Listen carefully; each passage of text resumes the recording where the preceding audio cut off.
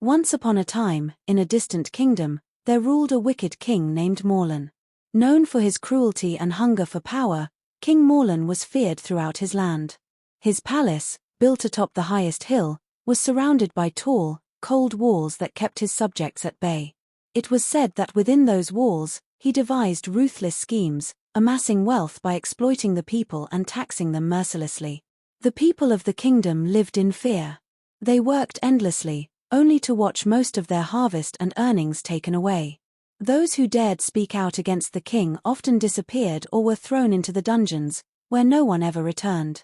The king's advisors, eager to please him and remain safe themselves, carried out his orders without question. One day, a wise old woman arrived in the kingdom. Her clothes were simple, her eyes sparkled with wisdom, and she had a quiet, commanding presence. She began speaking to the people, sharing stories of justice, kindness, and how a true ruler served his people. Her words gave the people hope, inspiring them to see beyond their fear and suffering.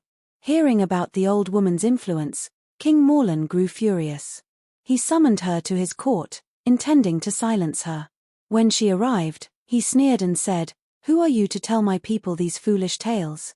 They belong to me, as does every grain and coin in this kingdom."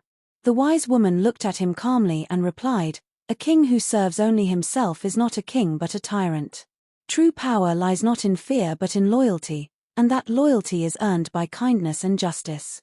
Morlan laughed and mocked her, ordering her to leave the kingdom at once. But before she left, the woman cast a final message: "Beware, King Morlan. The seeds of cruelty you plant will one day be the roots of your downfall."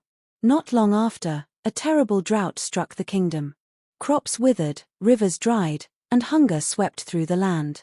The people turned to the king for help, but he hoarded food and resources, ignoring their cries. Enraged and desperate, they began to rise up against him. The rebellion grew stronger, with the wise woman's words echoing in their hearts. The people, once weak and oppressed, now found courage. They stormed the palace, and Morlan, seeing his power crumble, tried to flee but found himself trapped within the walls he had built to keep others out. In the end, the people took back their land, and the wicked king was cast into his own dungeons, left to experience the misery he had caused.